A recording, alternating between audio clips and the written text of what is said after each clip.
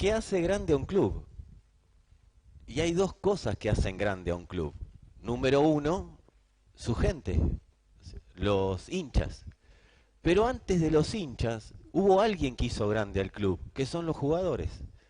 Si los jugadores no ganan campeonatos, si los jugadores no tienen la camiseta bien puesta del equipo, no habría hinchas, porque los hinchas se van haciendo no solo porque les queda cerca el club, sino porque empiezan a ver rendimientos, jugadores que se sacrifican por la camiseta y demás.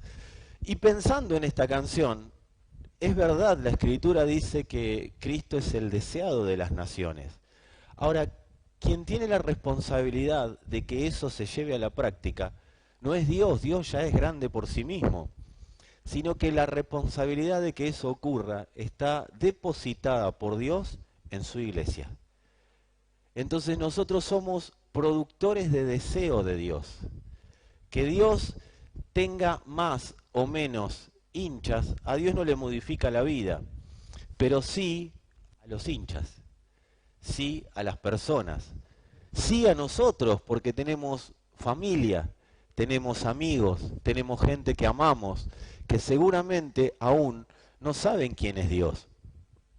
Entonces, una de las cosas que como iglesia sería muy bueno que podamos empezar a entender es que ese deseo tiene que partir de un deseo primero nuestro. Dice la Escritura, si el juicio comienza por la casa de Dios, ¿qué ocurrirá con los de afuera, no? Y el primer lugar donde Dios viene a buscar una medida de justicia para expresarse es a la iglesia. Dios no va a caer con fuego afuera. Dios, el primer juicio, y cuando hablamos de juicio no es que va a sacar gente con los pies para adelante de una congregación, el Señor en un ataúd, ¿sí? Estamos hablando de que cuando Dios habla de juicio es de encontrar una medida de justicia para darse a conocer con claridad afuera, entre las personas que aún no lo conocen. Y esa medida de justicia, ese deseado, es responsabilidad pura y exclusiva de la iglesia. Generar deseo de Dios. Pero para yo generar deseo de alguien, primero lo tengo que desear. Y si bien Él se impartió completo en nosotros, tiene que haber un entendimiento de qué se impartió en nosotros. De que Él ha sido depositado por el Padre, pero el Hijo también ha tenido la disposición de estar en nosotros, no para hacerse desear, sino para que el deseo de nuestra alma de ser completa, nuestra alma estaba desértica, estaba en una posición de desierto, sedienta, y Cristo cuando nos completó le dio el agua que el alma estaba pidiendo, que el alma necesitaba el agua llamada Cristo. Y eso que deseaba, ahora ya no lo desea más, porque lo está viviendo, se supone. Cuando yo empiezo a vivir en esa completitud que es, ya no deseo, Señor, anhelo que vengas a mí, no, Él ya estoy. Lo que tenés que hacer es agarrar el vaso y tomarlo. Y para eso tiene que haber un entendimiento de que estamos completos en Cristo. Cristo está todo en nosotros. A partir de que entendemos esto, empezamos a exportar ese deseo. Empezamos a generar hambre y sed de Dios. Y cuando se empieza a generar esa hambre y sed de Dios, las personas quieren beber de Cristo. Lo que no quieren beber las personas es de vos y de mí, o de todo lo que pueda saber yo de entendimiento humano, pero sí quieren beber del Cristo que está en nosotros. Y ahí se produce el entendimiento del deseado de mi corazón y el deseado de las naciones, ¿sí? Y en base a esto, a mí me gustaría que podamos leer una escritura, y esta escritura, yo quiero hacer una redención, quiero redimir el Apocalipsis en esta tarde-noche. Me gustaría que lo podamos redimir. En estos tiempos de guerras y rumores de guerras, a mí me gustaría que empecemos a hablar del Apocalipsis y salir de un lugar, no que vamos a hacer un estudio del Apocalipsis, pero salir de un lugar del Apocalipsis, y es el de la condenación. Cualquiera de nosotros ha oído muchísimo sobre la condenación del Apocalipsis. Sería bueno que empecemos a cambiar la historia desde la iglesia y a tener un entendimiento de salir de la mente de tiempos finales para condenar a entrar en la mente de tiempos finales para asumir la responsabilidad de llevar la vida de Cristo. O sea, es un cambio de entendimiento, ¿sí? Porque es fácil condenar a los demás. Es fácil decir, a partir de ahora tened cuidado porque fuego va a caer y todo va a pasar. Y la Biblia, ahí, por ahí leí alguna que otra cosita. Ahora la humanidad sabrá que lo que decía la Biblia era verdad. O sea, todo por una guerra entre dos países. O sea, como hablábamos hace unos días, si Dios tiene que usar una guerra para darse a conocer, Dios fracasó. Si Dios tiene que salir a matar gente para darse a conocer, Dios fracasó. O sea, la iglesia lo que tiene que entender es que las señales del fin, no tienen absolutamente nada que ver con un Dios enojado que quiere calcinar a la humanidad, sino que tiene que ver con una iglesia que tiene que tomar la responsabilidad de llevar la vida de Cristo a todos los lugares donde se le encomendó llevarla. Y llevar la vida de Cristo, lo vamos a decir más adelante, pero por si no llego lo digo ahora, llevar la vida de Cristo tiene que ver llevarla como iglesia. Decí conmigo, como iglesia. Si no se lleva como iglesia, se lleva como llanero solitario. Y como llanero solitario te dura 15 minutos la potencia. En cambio, tiene que ser, decí conmigo, como iglesia. Así que es bueno que a partir de, quizás ya lo veías así, pero si no, qué bueno que a partir de este momento empecemos a ver Apocalipsis desde la responsabilidad de dar a conocer lo que es Apocalipsis, la revelación de Jesucristo. Que se nos corra la cortina y demos a conocer a Cristo y no tanto condenación. ¿Sí? Se terminó la condenación, el juicio se efectuó en la cruz. ¿Sí? En la cruz ya se dividió. El que cree no ha sido condenado, pero el que no cree ya se condenó solo. Eso es lo que está diciendo el Señor. Apocalipsis 1:20 dice, el apóstol Juan viene hablando acerca de lo que le pasó cuando tuvo una revelación del Señor y el Señor le habló. Y dice que el Señor le dijo, escribe las cosas que has visto y las que son, y las que han de ser después de estas.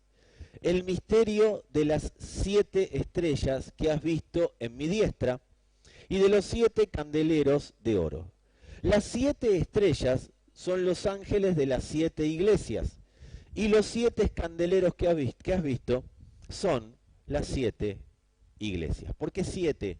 Porque es el número completo, ¿sí? Cuando hablamos de 7 estamos hablando del número ideal. Y Dios dice, los 7 candeleros que has visto son las iglesias. ¿Para qué sirve un candelero o un candelabro? En realidad, el candelabro es para poner la luz, ¿no? ¿Sí? Porque el candelabro por sí solo no alumbra. Si vos pones un candelabro, no va a alumbrar. ¡Alumbra! ¡Oh, llega el candelabro! ¡Ahora! No, no va a alumbrar. Pero sí sirve para poner la luz. ¿Sí? Nosotros no somos productores de luz, no somos EDEA, pero sí somos los conductores de la luz. Dios nos puso en esta tierra, cuando Él dice son la luz del mundo, quiere decir son los conductores de la luz. No es que somos la luz es Cristo, nosotros somos los que llevan la luz. Y de eso se trata el entendimiento de la responsabilidad. Fíjense que Dios dice, después de esta afirmación, la iglesia es el candelabro, la iglesia es la que está puesta en la tierra para ser conductor de mi luz. Y después que dice, o más adelante o más atrás, depende cuando leas las diferentes cartas, que un candelabro no se puede poner abajo de la mesa, o no se debería poner abajo de la mesa, porque si no, no podría alumbrar. Entonces eso quiere decir que Dios ya dijo que la iglesia está puesta para alumbrar. Dios puso a la iglesia en la tierra no para esconderla, sino para alumbrar a las naciones de la tierra. Y después de afirmar, ahí comienza la corrección para alumbrar bien. Porque empezamos a ver los mensajes a las diferentes iglesias. A una le dice que saque unas cosas, a otra le dice que saque otras, a otra le dice no temas, ¿sí? O sea que había temor en la iglesia.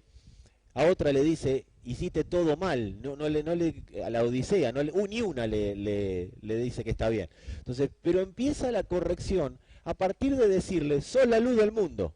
Mejor dicho, sos el candelabro que lleva la luz. Pero para que el candelabro la lleve bien, hay que corregir. ¿Alguien alguna vez tuvo un candelabro en sus manos, en su casa? Bueno, yo tenía uno en casa, en realidad mis padres. Y el candelabro tiene una característica, tiene que estar limpio para poder poner bien la vela. Porque si quedan restos, la vela empieza a ser así, se mueve, no queda bien afirmada. ¿Qué hay que hacer con el candelabro? Hay que limpiarlo. Y si está puesto en un lugar lindo, porque habitualmente sirven para decorar el hogar, hay que pulirlo.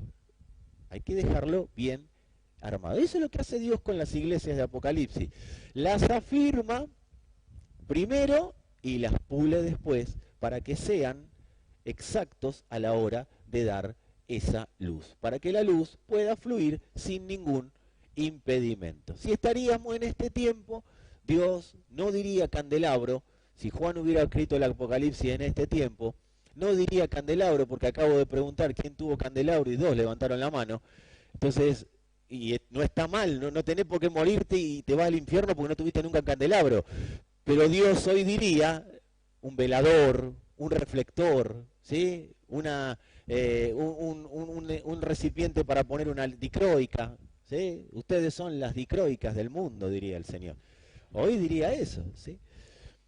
Así que, amados, tenemos que entender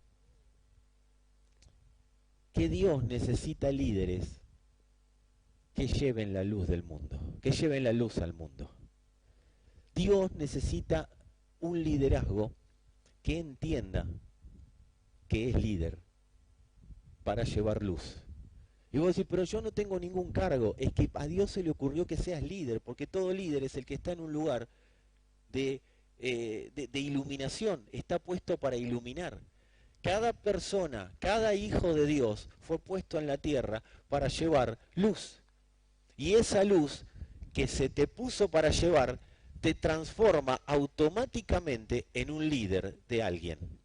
O de tus hijos, o de tus vecinos, o de tus parientes. Si sos el único creyente en tu casa, vos sos el líder ahí para llevar luz, no para llevar tinieblas, sino que fuimos puestos para llevar luz. Y el mundo está necesitando, no sé si vos te diste cuenta, pero el mundo está necesitando líderes que le lleven luz. No personas que estén constantemente dando vueltas alrededor de todo lo que les pasa, sino que pongan lo que les pasa al servicio de la luz, para que la luz absorba lo que les pasa y les permita hacer lo que la luz necesita que hagan. El mundo está clamando por líderes, gente hermosa. El Señor está enviándote a un mundo que clama por líderes. Y para eso se necesita llevar la luz de una manera clara y específica. La luz que el mundo necesita fue depositada en cada uno de los hijos de Dios. ¿Y en formato de qué? En formato de verdad presente, en formato de verdad actual. La única luz que Dios da a conocer es su verdad presente, es su verdad actualizada. Porque todo lo demás ya no es luz. Por eso les decía recién, si Jesús estaría entre nosotros en este momento y nosotros seríamos sus discípulos, no nos diría, ustedes son el candelabro del mundo, sino que Él nos estaría diciendo, ustedes son, y actualizalo como te guste, ¿sí? ¿Te gusta la dicroica azul? ¿Te gusta el LED? No sé. Pero vendría con actualización. ¿De qué se trata el entendimiento de la luz? Se trata del entendimiento de la verdad que fue depositada en nosotros para que se dé a conocer en este tiempo, o sea, de la verdad presente de Dios. Así que si vos querés decir conmigo y ayudarme a establecer el título en esta tarde-noche, la última versión de Dios. La verdad presente es justamente esa última versión de Dios. Cuando la Escritura nos habla de verdad presente, está hablando de la última versión, de la versión actualizada de Dios. ¿Qué hace la verdad presente? Notifica reconciliación. Notifica reconciliación. Cuando vos te encontrás con alguien, le estás notificando resurrección, vida y reconciliación. Eso es lo que hace una luz. La luz de Cristo, mejor dicho. Notifica vida, reconciliación. ¿Por qué vida? Porque la vida le está notificando que está dejando de estar separado de Dios. ¿Qué es la muerte? La muerte no es la muerte física solamente. Cuando el Señor habla de muerte, está hablando de separación de Dios. El gran problema que tiene el mundo y por el cual clama por luz es porque está separado de Dios, aunque el mundo cree que está haciendo las cosas bien. Aunque el mundo no se ha enterado que está separado de Dios, pero vive sabiéndose separado de Dios. No enterado en el conocimiento y en el entendimiento, pero todo el sistema humano funciona sabiendo que está separado de Dios. Y en algún momento los hijos tienen que llevar el entendimiento de que fuimos reconciliados con Dios en Cristo. La humanidad fue reconciliada con Dios en Cristo. La luz del mundo es para que las personas entiendan que fueron reconciliadas con Dios en Cristo. Dios no habla desde la condenación, habla primero avisando que están reconciliados. Habla desde la confirmación de reconciliación. Entonces, la verdad presente, decí conmigo, la verdad presente es la versión actualizada de Dios. ¿Qué significa esto? Como cuando Jesús decía, oíste que fue dicho, pero yo digo, oíste que fue dicho tal cosa, pero yo digo tal otra. La verdad presente es un término que se empleaba diciendo en esa época, cuando, le voy a decir la interpretación, o mejor dicho, el vocablo en el idioma original, pero ustedes no se hagan problema, ¿sí? Es la parousia aletheia. La verdad presente era un imperio llegando a otro, conquistando otro imperio y diciendo, a partir de ahora, todo lo que yo digo es lo que vale. Todas sus leyes quedan abolidas y lo que yo digo es lo que vale. La parousia aletheia era un imperio diciendo, a partir de ahora, todo lo que yo digo es lo que vale. ¿Oíste que fue dicho? Que tu enfermedad dijo, que tu dolencia dijo, que tu sistema de creencias dijo, que tu entendimiento dijo, que tus miedos dijeron. Pero a partir de ahora aparezco yo y lo que yo digo es lo que vale. Eso es la verdad presente. Cuando Dios se hace conocido en un corazón, es para que ese corazón entienda que todo lo que aprendió no sirve absolutamente para nada. Que lo único que sirve es lo que Dios empieza a hablar a ese corazón.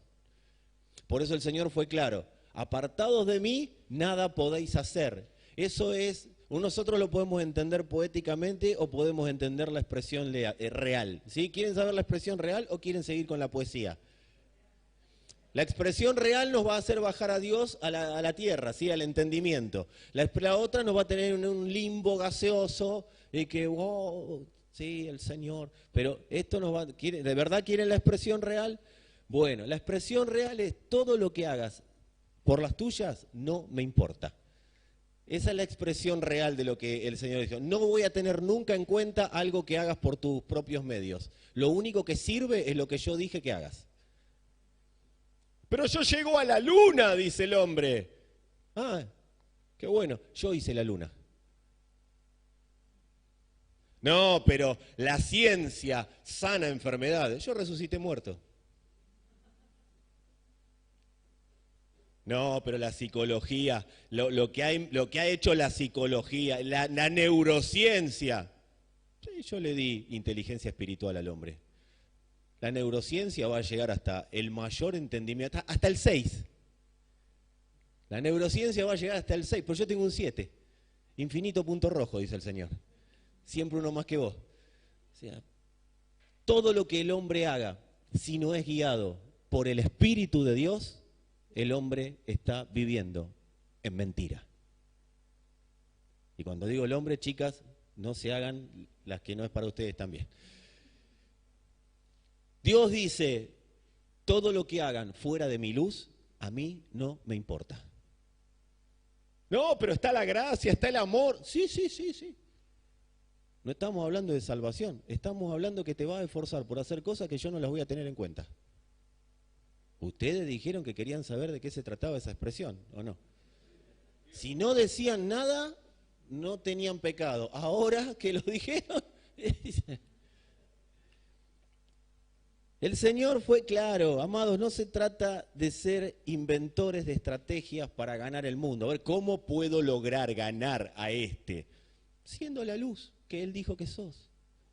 Soy un transporte de luz. Y cuando sea la necesidad de Dios de impactar a una persona con la luz que es Él y vos siendo candelabro, va a pasar. Si no, te va a pasar la vida haciendo estrategia. Yo me acuerdo en una época, alguno se va a acordar, le habían puesto un nombre a eventos de cuidado. Entonces, había que llevarle torta al vecino, llevarle un café, llevarle... El vecino te maltrataba, te decía, pero vos que ibas... Porque estábamos evangelizando. Y después el vecino se mudaba de ciudad, nunca le importó nada de lo que vos le llevabas. Está bien, hay que ser buen vecino, no digo que no. Pero no se trata de andar buscando estrategias para hacer. Se trata de hacerse responsable de la luz que se me asignó llevar. Y a partir de ser responsable de la luz que se me asignó llevar, yo empiezo a vivir natural, pero entendiendo la naturaleza que se va a manifestar desde mí. Pero no es andar buscando estrategia. ¿Cómo hago para ganar el mundo? Yo te voy a decir algo, el mundo lo ganó el Señor. Y todo es de Él, y todo es por Él, y todo es para Él. Así que, amados, de lo que se trata es de darlo todo de nosotros para que Dios pueda expresar el todo de Él. Para que la máxima expresión de Cristo, la máxima expresión de su luz en nuestros días pueda ser una realidad. ¿Y qué significa darlo todo? Estar dispuesto a todo. Y estar disponible para todo. De eso se trata darlo todo. No es andar viendo qué es darlo todo. Hoy veía estos jugadores millonarios todos, pero corrían como si nunca hubieran corrido en su vida, como yo corría en el potrero, tremendo. Y hacían los goles y los festejaban, y una alegría bárbara, ya están parados, no necesitan la plata. ¿Sabes lo que necesitan ellos? ¿Sabes por qué un jugador de fútbol a los 10, 15 años de carrera se sigue alegrando cuando gana un campeonato? ¿Saben por qué se sigue alegrando? Porque el dinero ya pasó a ser una opción. Ya su tema es la gloria. Es la gloria. Ya el dinero no compra la gloria. Amados, la gloria de ser la expresión de Cristo en la tierra no se iguala con nada. Es darlo todo para ser quienes den a conocer la gloria del Padre, que es el Hijo. Y ahí vamos a empezar a vivir en la plenitud de vida. La plenitud de vida no es andar buscando cosas para hacer para Dios. La plenitud de vida es estar dispuesto a que Dios haga lo que quiera conmigo y que me lleve a donde quiera llevarme. Y yo estar obediente a lo que la iglesia determine que sea el próximo paso de Dios en la tierra. Porque no es el llanero solitario, lo reitero, es la vida de Dios a través de su iglesia dándose a conocer. Decí conmigo si querés, se trata de darlo todo para expresar el todo. Los que nos rodean, el mundo que vivimos, está clamando, está pidiendo un Dios actualizado, no un Dios bíblico, no un Dios bíblico, es un Dios actualizado, que está confirmado en la Biblia. De hecho, estamos hablando de verdad presente, o de la verdad presente porque está escrita. Pero necesita un Dios actualizado, no de la letra, sino del espíritu. No un Dios letra, un Dios espíritu. Un Dios vida, no un Dios muerte, porque la letra mata, pero el espíritu vivifica. ¿A quién? Al que porta el espíritu, y al donde va ese que porta el espíritu, vivifica el lugar, vivifica el ambiente, vivifica el entorno. Sos un vivificador de tu familia.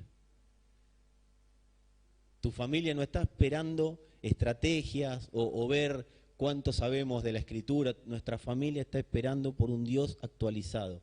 Y ese Dios actualizado lo tiene la iglesia. La iglesia tiene la última versión de Dios. Una sola cosa está privando al mundo de la medida de verdad que necesita, y es cuando los hijos se quedan en lo que saben, en lo que creen o en lo que piensan. Ahí está el sentido de responsabilidad.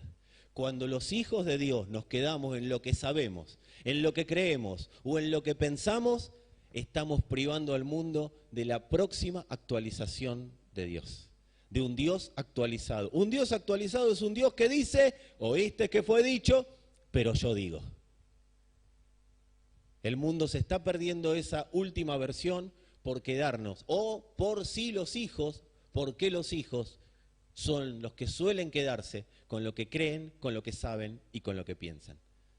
Si vos estás procesando esta palabra desde lo que crees, desde lo que pensás o desde lo que sabés, esta palabra no va a tener absolutamente ningún efecto en vos y has perdido tiempo en este lugar. Pero si empezás a procesar con un oído virgen, con un oído que dice, yo pude haber escuchado algo parecido, o voy a renunciar a todas mis creencias. ¿Sabés cuál es una creencia en los hijos de Dios? Que no sé por qué pasa en las congregaciones. No pasa, habitualmente no suele pasar en los trabajos, no suele pasar en los equipos de la disciplina deportiva que vos quieras. ¿Sabés uno de los oídos contaminados cuál es? ¿Querés que te lo diga? No me presionen, yo tengo mis tiempos. Ese es el oído que distorsiona la palabra de Dios, porque la palabra de Dios demanda acción. Para manifestar Cristo demanda una acción, y la primera acción es decir, Señor, presioname todo lo que quieras. Ay, pero Dios es de amor, no presiona. Hay una demanda de Dios hacia los hijos. Y no es una demanda para santificación, porque la santificación la produce Él. Es una demanda para el entendimiento de cerrar el oído a mí mismo y que quede abierto el oído a lo que el Espíritu diga. Si yo proceso desde el enojo, desde la bronca, desde lo que me gustaría que pase conmigo, desde lo que me gustaría, nunca mi familia va a ver la versión actualizada de Dios, aunque yo se le predique lo mismo que dijo el pastor en la prédica del último día que fui a la iglesia o a la congregación. Aunque yo me vea todos los videos del último predicador, del mejor, si yo proceso desde el oído contaminado, nunca va a haber verdad presente.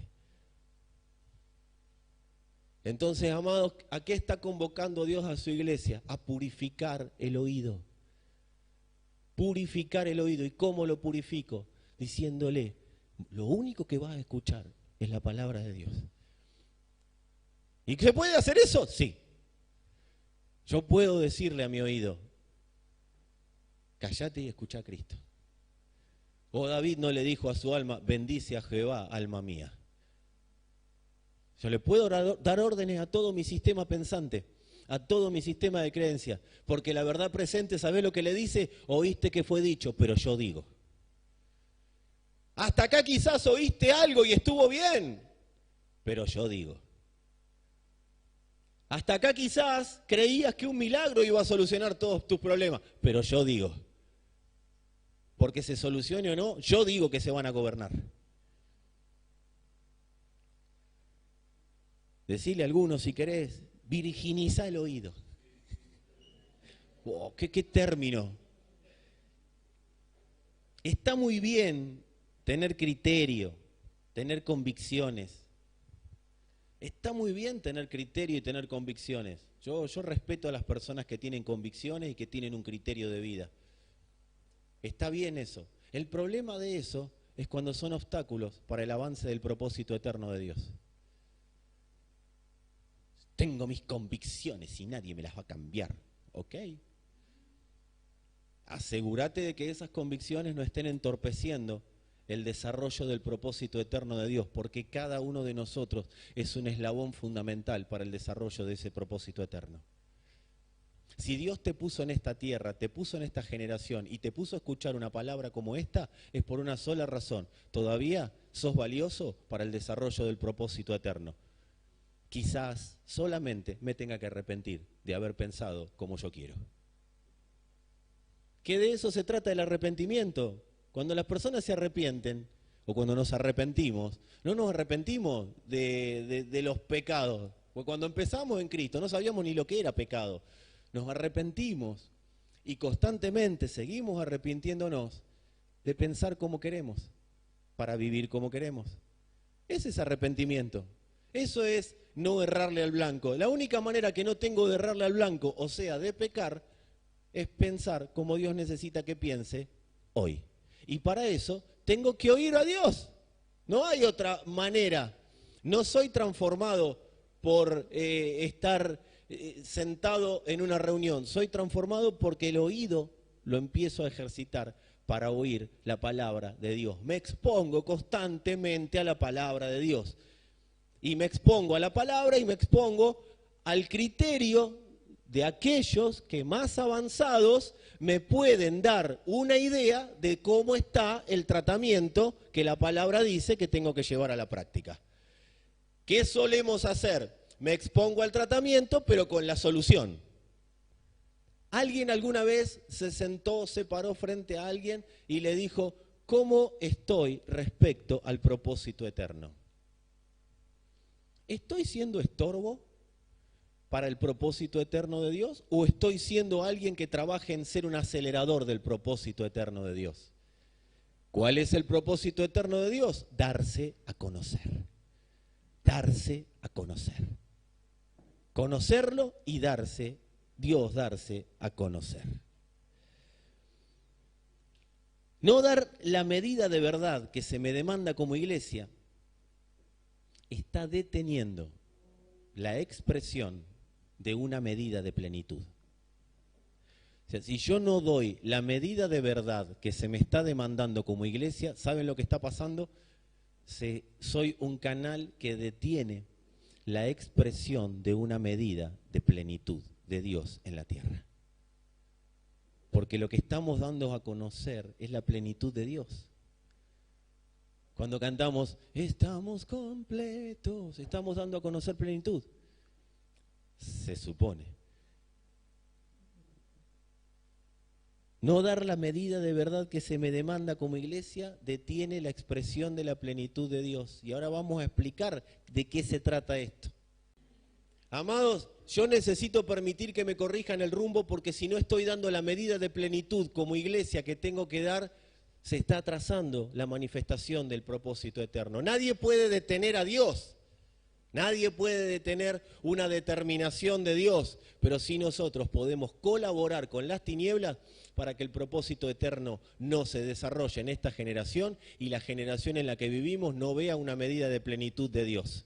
Entonces después eso ¿cómo lo queremos solucionar? Voy a ayunar, voy a orar por mi familia. No, tu familia no necesita que ores y ayunes. Lo que necesita es que yo me deje corregir el rumbo para dar la medida, porque si doy la medida de plenitud, eso se va a expresar en la familia. Y cuando se exprese la medida de plenitud de Dios en la familia va a querer, porque esa agua no la va a encontrar en ningún otro lado.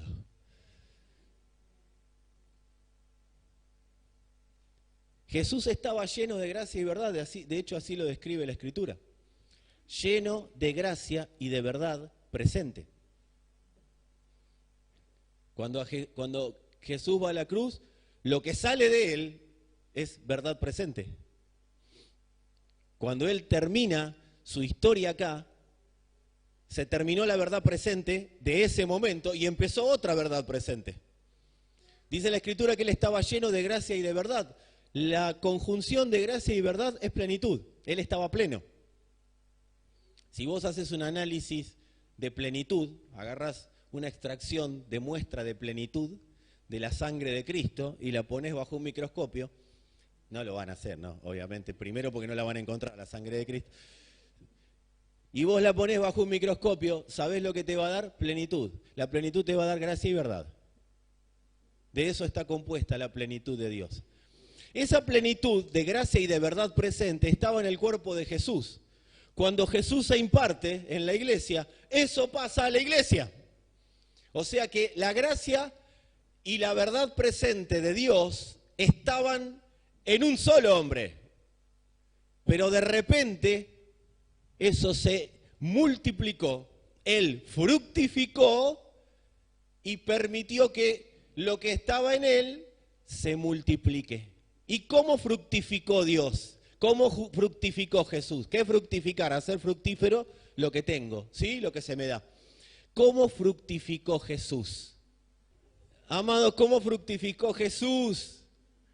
Para luego multiplicarse. Nosotros queremos multiplicarnos, Señor, que tu gracia alcance a este, alcance a aquel, alcance al otro. Que la verdad llegue a los lugares más recónditos de la tierra. Amados, ¿saben cómo hizo Jesús? Jesús no se puso ahora para que pase eso, Jesús, para poder multiplicar lo que él fructificó, fue obediente hasta la muerte. ¿Obediente a qué? A lo que el Padre ya le había enviado a hacer. No evitó la cruz. Pero ¿saben cuál fue la primer cruz de Jesús? La primer cruz de Jesús fue ponerse un traje de hombre. Siendo Dios, no estimó ser rey, no estimó ser Dios. Dijo, para que el propósito eterno avance, para yo ser una agente de multiplicación de la gracia y de la verdad, lo primero que tengo que hacer es bajarme de mi trono e impartirme en un cuerpo de hombre. Me tengo que poner una ropa sucia, dijo. Y así, en cuerpo de hombre, segunda cruz, de rey a nada, ¿sí? Porque de rey fue a nada, fue hombre, se igualó al hombre. Segunda cruz, ¿cuál fue la segunda cruz? Y la segunda cruz fue cuando tuvo que soportar el oprobio de los demás. La tercera cruz fue cuando fue declarado maldito.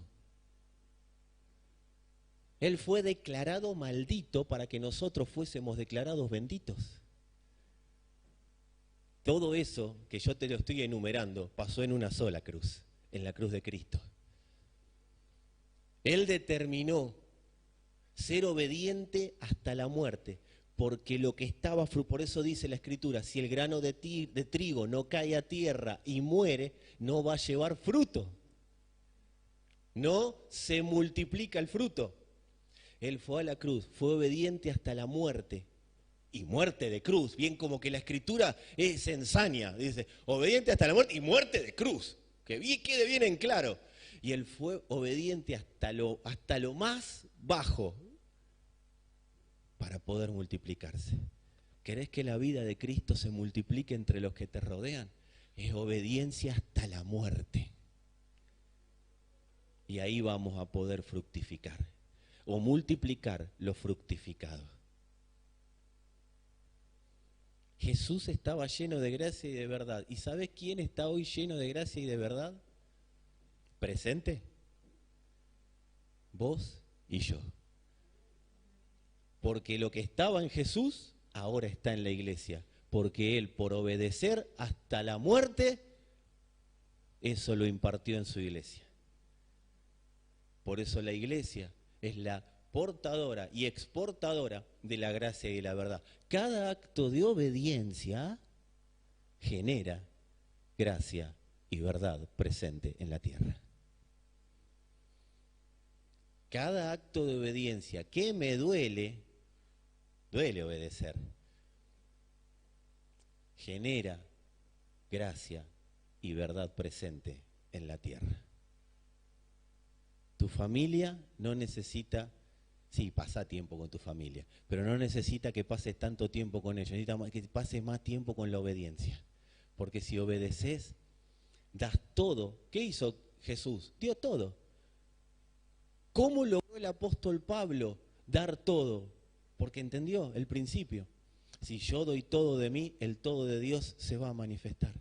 La gracia y la verdad. Pablo no le hablaba con amor a las personas, le hablaba con amor de Dios, que es la gracia y la verdad presente. El amor de Dios no se basa en lo que yo creo y lo que a mí me parece que es el amor. Yo veo cada burrada acerca del amor. Sí, el amor humano, el amor almático, lo pone a Dios adentro del amor nuestro. Ay, no, porque esto es amor. Y vos decís, y eso es cualquier cosa.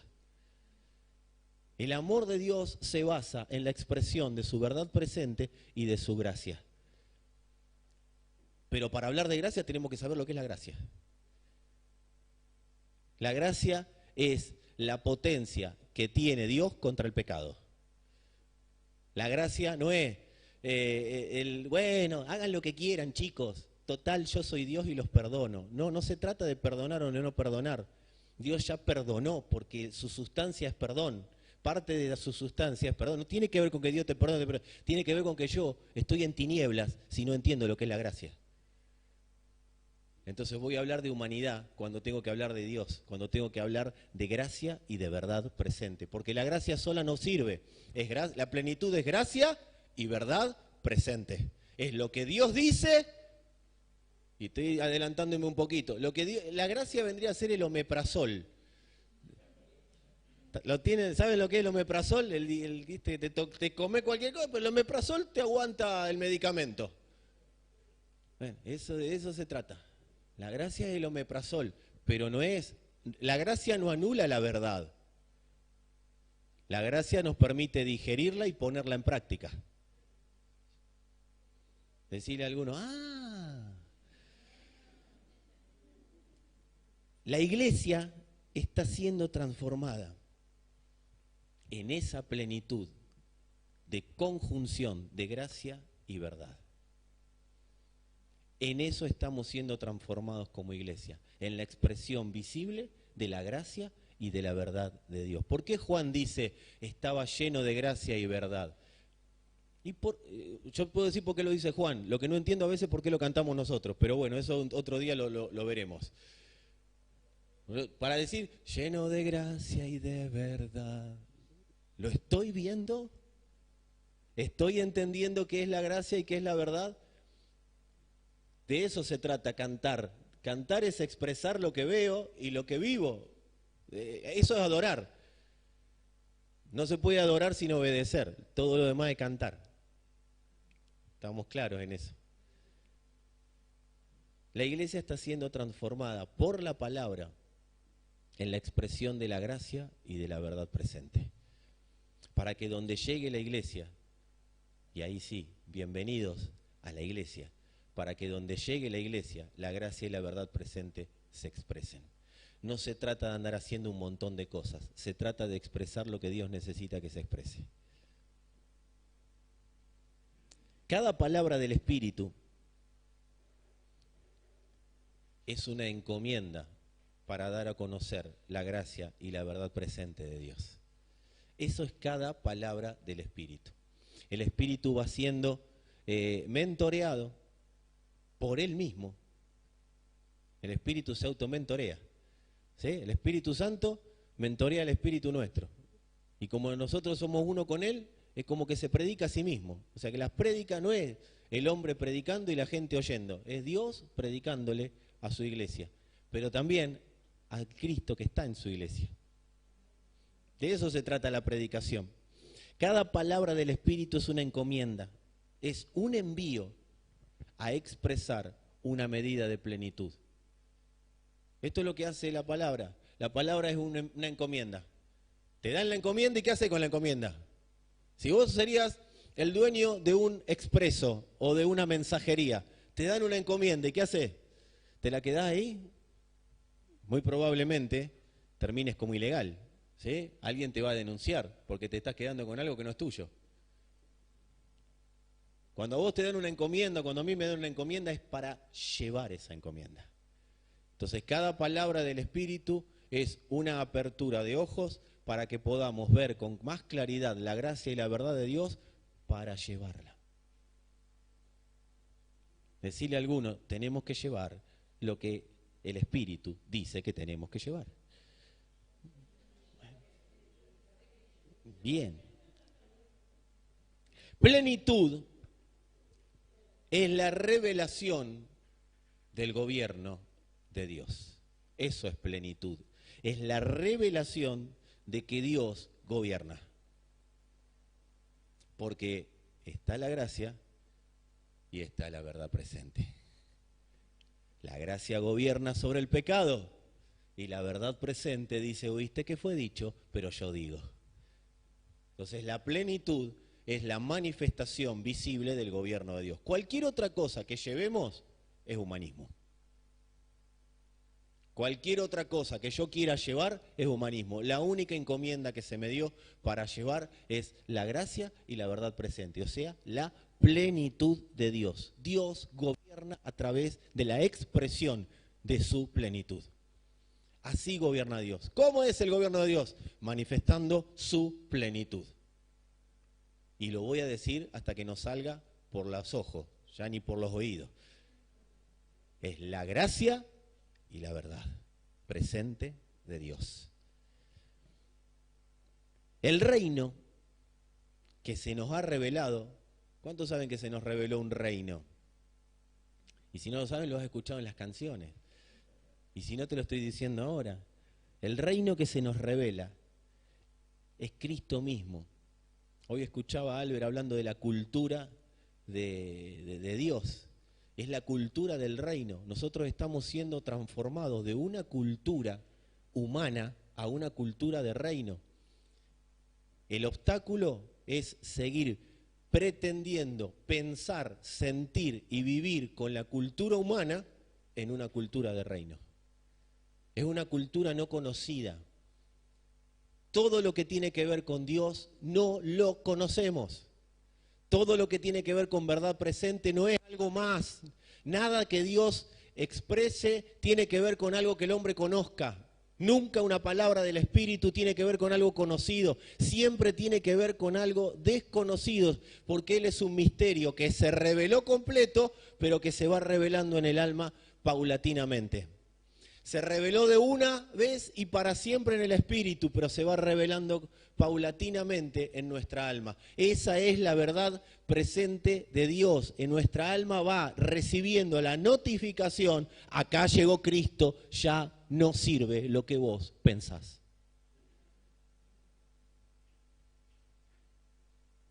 Dios no revela esa medida de plenitud para saberla y nada más. Esa medida es revelada para darla a conocer. Dios revela medidas de su verdad presente para darlas a conocer. Amados, si no damos a conocer lo que se nos reveló, y por eso me tengo que esforzar en el sentido de esforzarse, no de que me voy a santificar por mis propios medios, no tengo que cumplir una ley, pero sí esforzarme para profundizar en el conocimiento de Cristo, porque si no doy a conocer lo que se me reveló, lo que veo, se corta el fluir de la gracia y de la verdad. Y se estanca el agua. Y ahí le empezamos a dar lugar a algo que la Escritura lo describe muy bien y se llama ocio. Yo puedo estar haciendo un montón de cosas, pero estar ocioso. Hay personas que están llenas de actividades, pero están ociosas. Porque ocio para Dios es todo lo que no está completo de Él. Donde no hay plenitud de Dios, hay ocio. Hay tiempo ocioso. Por eso tenemos tiempo para pensar cualquier cosa a veces. Porque no hay plenitud de Cristo. Donde no hay plenitud de Cristo, hay ocio. Por eso es necesario dar a conocer lo que se va revelando, porque eso empieza a generar un fluir y no se estanca. La vida de Dios no se estanca, amados. La luz se apaga cuando no es usada para lo que fue prendida. La luz de Cristo se apaga cuando no es usada para lo que fue prendida. La luz fue prendida para alumbrar. Si no, hay que apagarla. Cuando vos estás en tu casa, los que tenemos hijos adolescentes, que son especialistas en dejar la luz prendida. Yo paso a veces por la habitación de mi hija, ¿qué hace esta luz prendida? Si está allá, ¿qué hace la luz acá? ¿Te pasó alguna vez? ¿Por qué está la luz prendida? ¿Qué hago? La apago, porque no está alumbrando nada. Está prendida de ocio. Así pasa cuando la luz que se nos revela no es utilizada. Cuando la luz no es utilizada para lo que fue diseñada, la luz se apaga, aunque debería estar prendida. Porque según Dios, nosotros somos la luz, o somos el transporte de la luz. Nuestra cobertura no está en que te congregues acá. Nuestra cobertura de Dios está en trabajar en el envío de Dios, de darlo a conocer. ¿En cómo me cubre Dios? Dios cubre a todo aquel que está trabajando en función de darlo a conocer. Y aunque no salgas de acá a predicarle a las plantas, esto es como iglesia. Hay algunos que como iglesia son enviados y otros como iglesia tienen que estar cumpliendo de otras funciones y otras actividades para luego ser enviados. Pero como iglesia, si yo entiendo que es como iglesia, yo estoy cumpliendo con la tarea, entonces estoy cubierto. Dios cubre a la iglesia que envía, no a los que van solos por las suyas. Dios cubre a su iglesia. Y es importante que esto lo tengamos en cuenta, porque cuando no voy como iglesia, cuando no llevo el envío como iglesia, yo quedo a la expectativa de cualquier cosa que me pase. Porque vos te crees que las tinieblas se van a quedar esperando que llegues vos. Ahora, cuando es como iglesia, cualquier impacto es absorbido. Por eso tenemos que entender que Dios cubre a su iglesia, no cubre patas de la iglesia, cubre a su iglesia. Y no estoy hablando de cobertura abundante gracia, estoy hablando de cobertura de Dios. Decí conmigo si querés, mi cobertura está en trabajar en el envío. Y el envío es darlo a conocer, amados. Amados, siempre que el fin sea dar a conocer el Evangelio, habrá recursos. Habrá recursos físicos, habrá recursos emocionales, habrá recursos humanos. Siempre que el fin sea dar a conocer a Cristo, habrá recursos. La iglesia no será sin recursos. Cuando el fin de la iglesia es dar a conocer la vida de Dios, no darme a conocer a mí, porque esto también es importante. ¿Cuándo me doy a conocer a mí? Cuando empiezo a hacer obras que Dios no me mandó a hacer.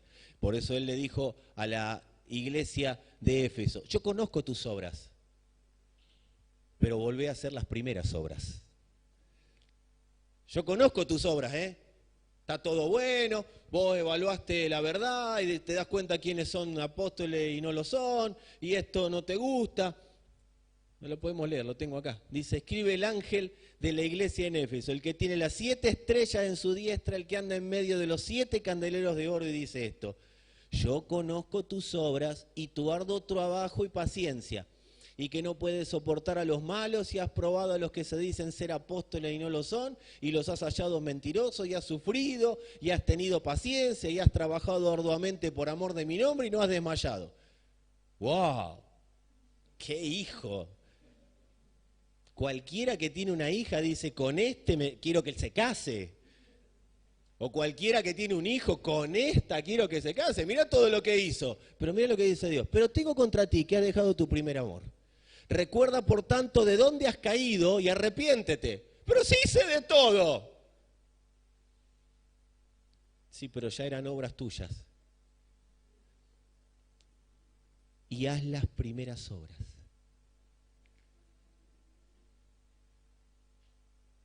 Pues si no, vendré pronto a ti y quitaré tu candelero de su lugar si no te hubieras arrepentido.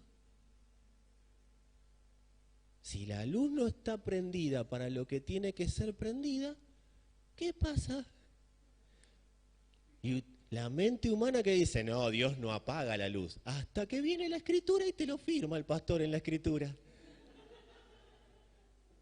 Porque el amor humano hacia nosotros mismos nos hace tener un entendimiento y procesamos la palabra de Dios desde ese entendimiento. Para eso es necesaria la Escritura, para afirmar, confirmar y establecer la palabra de Dios. Es claro, te la pasaste haciendo obra y está muy bien, ¿eh? Yo lo vi, pero no me importan. Porque a mí me interesan las obras que son producto de la obediencia a mi espíritu. Esas son las primeras obras. Eso es volver al primer amor. ¿Qué es el primer amor? Es el primer y único amor. El primer y único amor es el amor que tengo por hacer lo que el espíritu me envía a hacer. El problema es cuando distorsionamos eso y empezamos a hacer obras por nuestra cuenta. ¿Y ahí qué dice Dios? Arrepentite. ¿Por qué Dios le dice que se arrepienta de todo eso? Porque lo hiciste vos. ¿Para qué? Para hacerte ver. Porque el hombre siempre se quiere hacer ver. O ante otros hombres o ante Dios.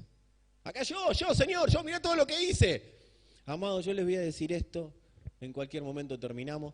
Yo les voy a decir esto y quiero que esto nos quede claro. Cuando nosotros vayamos allá, no nos van a preguntar cuántas obras hicimos. ¿Sabés lo que nos van a preguntar? ¿Por qué te tengo que dejar entrar? ¿Y sabés la única respuesta que va a aceptar el Señor? Por la obra de Cristo. Es la única respuesta. Es Cristo y nada más que Cristo. El pasaporte es Cristo. El envío es Cristo. La vida es Cristo. Y todo lo que corra por mi cuenta pasará por fuego y se quemará. ¿Y qué pasa cuando las obras nuestras pasan por fuego y se queman?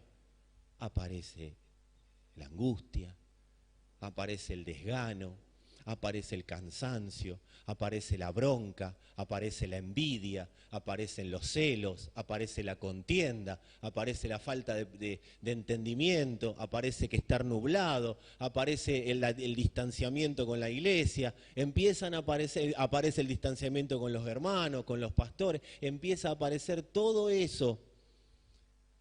Y ni hablar de las consecuencias físicas que nos empiezan a acontecer. ¿Por qué? Porque estamos haciendo lo que nadie nos mandó. Pero Dios da una buena noticia. Dice, y haz las primeras obras, si no vendré pronto a ti, esa es la mala. Pero tienes esto, que aborreces las obras de los nicolaitas, también las cuales yo aborrezco. Estos los nicolaitas eran los sensuales, que habían metido en la iglesia humanismo, ¿sí? Y decían que no pasa nada con la gracia, total está todo bien. Eso decían los nicolaitas. Habían perturbado, pervertido la gracia. El que tiene oído, oiga lo que el Espíritu dice a las iglesias. Al que venciere, o sea, el que hace las primeras obras, le daré de comer del árbol de la vida. ¿Y cuál es el árbol de la vida? Cristo. Empiezo a ser revitalizado. Empiezo a vivir, se me despeja la mente, se me despeja el corazón de obras muertas. Esas son obras muertas, se me empieza a despejar el entendimiento.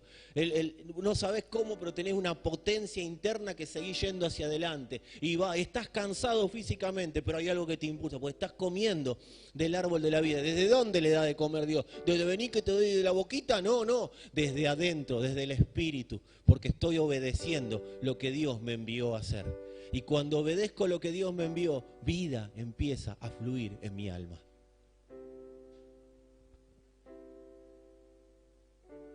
Le daré de comer del árbol de la vida, el cual está en medio del paraíso de Dios. El paraíso de Dios es Cristo. El paraíso de Dios es Cristo, iglesia. Nacimos para dar a conocer la plenitud de ese paraíso. No nacimos para otra cosa. Nacimos para dar a conocer la plenitud asignada por Dios para esta generación. Esa medida de Cristo asignada por Dios. Conocerlo a Él no es el fin, es el medio para. Conocerlo a Él fue el principio. Conocerlo a Él fue el medio, ¿para qué? para darlo a conocer. No podemos dar a conocer a quien no conocemos, pero sí darlo a conocer nos hace vivir conforme a la razón por la cual se nos puso en esta tierra. Dios no nos envió a esta tierra para otra cosa que no sea para dar a conocer al Hijo a través nuestro, para dar a conocer una medida de plenitud que esta generación necesita conocer. Cada envío de Dios, amados, es importante que tengamos en claro que cada envío de Dios es para dar a conocer esa medida de plenitud, o sea, una medida de gracia en la tierra. Cada envío de Dios, o sea, ¿qué dijimos que era un envío de Dios? Una palabra de Dios, una palabra del Espíritu. Cada palabra del Espíritu es para dar a conocer una medida de gracia en la tierra, una medida de verdad presente en la tierra. Y cada envío de Dios, cada palabra de Dios, cada revelación de Dios, cada revelación de la gracia y la verdad que aceptamos llevar, expande en la tierra. Y cuando digo la tierra, hablo de la tierra, hablo de la tierra, hablo del entorno, hablo de lo que sea. Cada medida de gracia aceptada, cada envío aceptado expande la victoria de Dios sobre el pecado.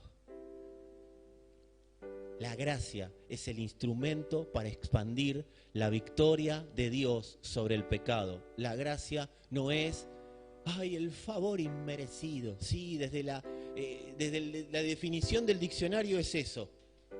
Pero nosotros no tenemos un diccionario, tenemos a Cristo. La gracia es la potencia de Dios que vence al pecado. Nosotros fuimos puestos en la tierra, amado. ¿Quién quiere conocer la razón de su existencia? Fuiste puesto en la tierra. Fuiste puesto en la tierra para avanzar contra el pecado. Y yo. No me dejen afuera. De eso se trata. Por cuanto abundó el pecado, abundó la gracia. Por cuanto en esta generación iba a abundar el pecado, o sea, la necesidad de vivir apartado de Dios, en esta generación Dios ya había previsto que abunde su gracia. Los hijos hacen abundar la gracia. Los hijos que entienden hacen abundar la gracia. Entonces, ¿dónde van? El pecado no tiene autoridad. Entonces, ¿qué empieza a pasar? Las personas empiezan a entender que no sirven para otra cosa que no sea para vivir conforme a Cristo. Por cuanto abundó el pecado, ya estaba previsto que vos y yo vengamos a la tierra a que abunde la gracia, que es el poder contra el pecado. Lo quiero decir claramente. Decí conmigo, la gracia es el único poder contra el pecado. La fe no vence el pecado, amados. La fe avisa que está la gracia para vencer al pecado. La Biblia no vence al pecado. La Biblia avisa que hay pecado. El único poder contra el pecado es la gracia. Cuando abundó la gracia, abundó la última versión de Dios. Cuando abundó la gracia, abundó. ¿El oíste qué fue dicho? Pero yo digo. Así que el mundo tiene desesperanza. ¿Oíste que fue dicho? Es verdad. Pero acá llega la gracia.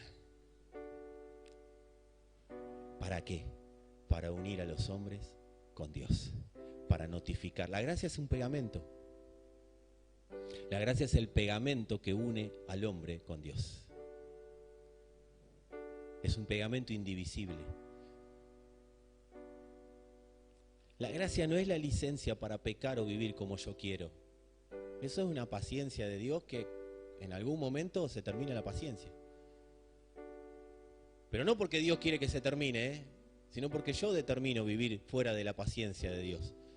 Pero no confundamos gracia con paciencia. Esto es muy claro. En la iglesia tiene que haber un entendimiento de no confundir gracia con paciencia. Y hoy es un momento específico que entendamos que la gracia no es una licencia.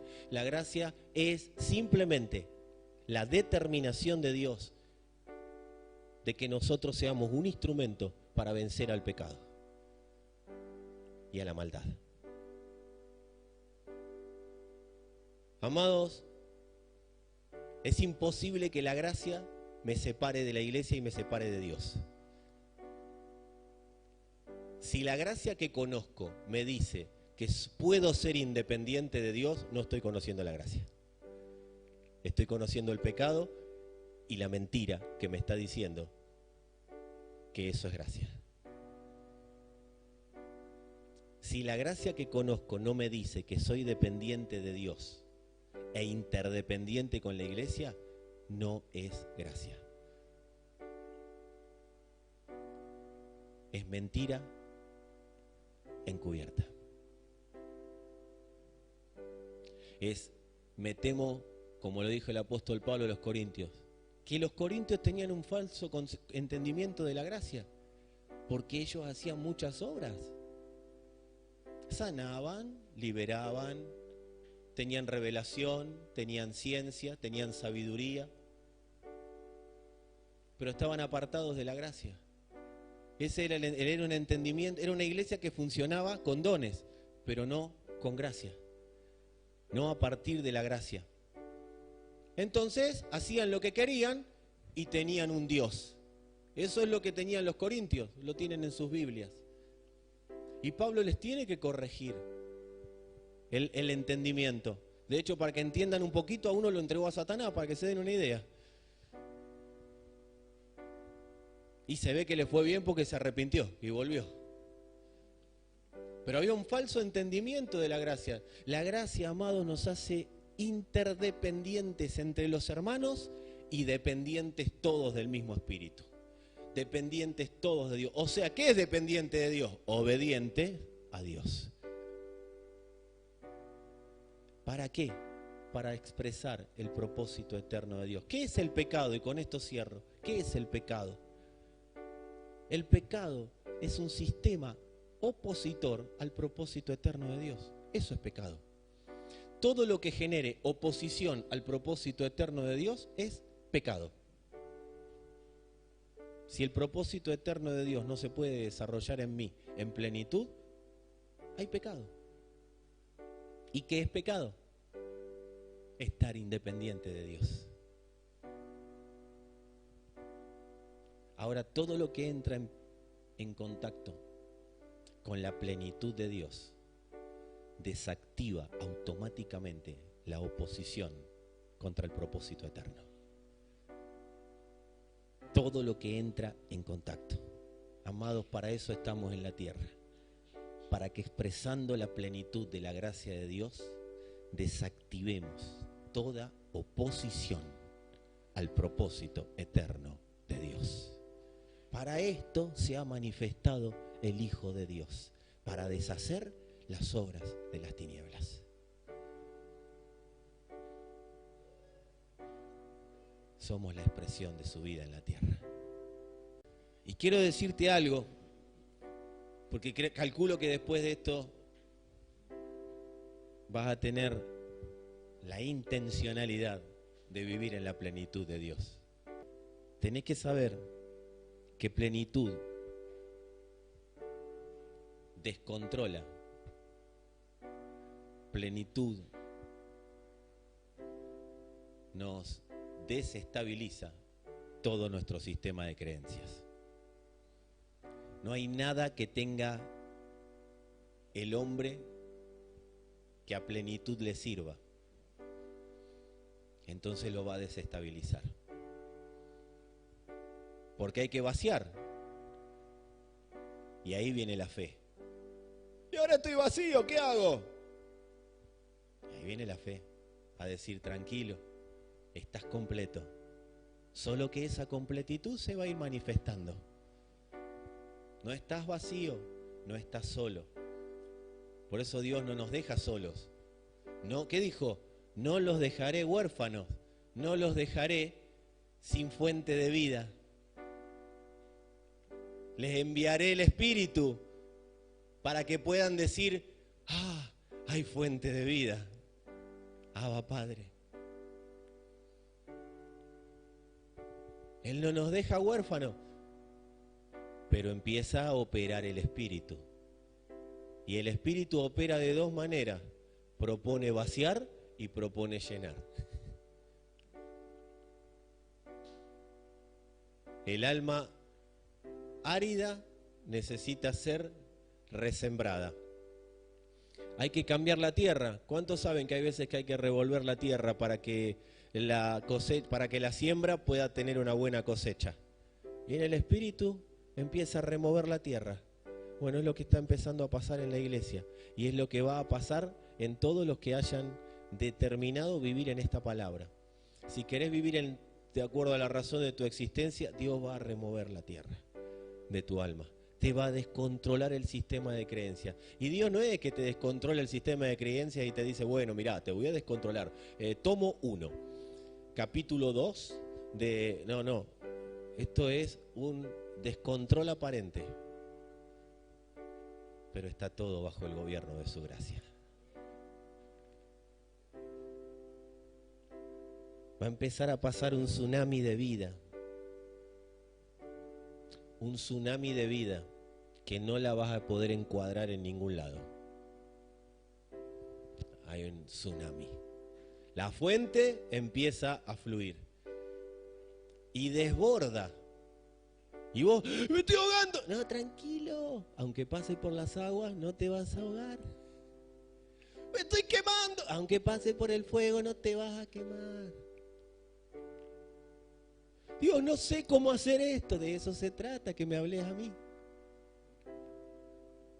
De eso se trata. Estoy descontrolando para que sea flexible para hacer lo que en la tierra determine que seas. Porque en el cielo ya sos salvo, estamos ahí de fiesta, todo. El tema es que haya una plenitud a desarrollar acá, para que no te quede con la salvación, hacela producir, así otros pueden disfrutar de lo mismo que te estoy proponiendo disfrutar a vos. Señor, gracias.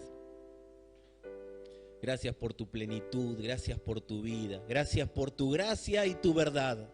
Gracias por el entendimiento, Señor, que estás trayendo a tu iglesia. Gracias por elegirnos, por escogernos, para que en esta generación no solo seamos completados con esa medida de plenitud que determinaste, sino que nos pusiste acá para que, así como dijo el apóstol Pablo, podamos decir nosotros, todo lo he llenado del Evangelio. Todo lo he llenado de la medida de gracia y de verdad presente que has determinado. Señor, declaramos una iglesia viva, eficaz, entendida, establecida, confirmada, afirmada. Hay personas que van a ser afirmadas en sus actividades laborales, pero no es un jefe el que te afirma. Es Dios afirmándote, es Dios confirmándote para que seas una medida de su expresión en ese lugar a donde estás. Personas que van a ser afirmadas, confirmadas en ámbitos de estudio, en ámbitos de la familia. Hay familia que te va a llamar, no saben ni para qué te llaman, es porque Dios te está afirmando, confirmando, estableciendo como una medida de plenitud. Estate atento porque este tsunami de vida va a provocar reconciliaciones, porque es Dios haciendo que su reconciliación llegue y avisando a otro que se tiene que reconciliar con vos para que vos le lleves la reconciliación de él. Estate atento, estate atenta, porque va a venir esa reconciliación. Quizás ni te la esperabas, pero él la va a manifestar. Y cuando hablo de reconciliación, hablo de vida que pega a Cristo. Hablo de una vida que pega a Cristo.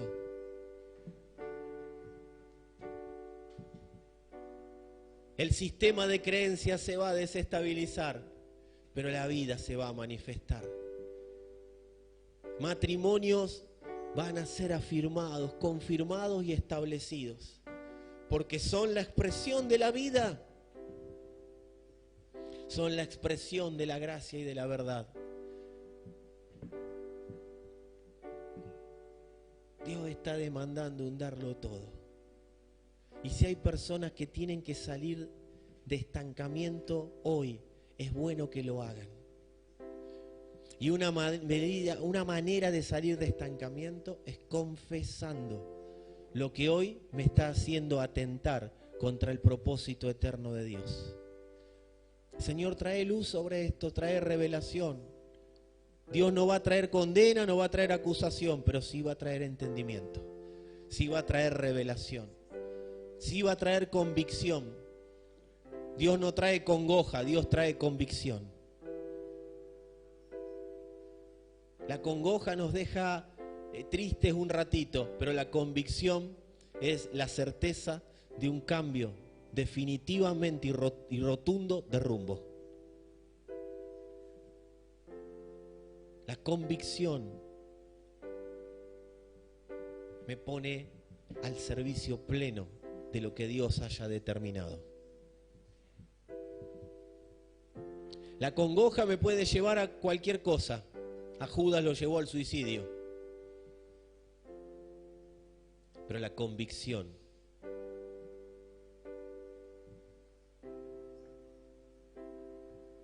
me puede llevar, como al apóstol Pablo, a expresar toda la medida de Dios en una generación.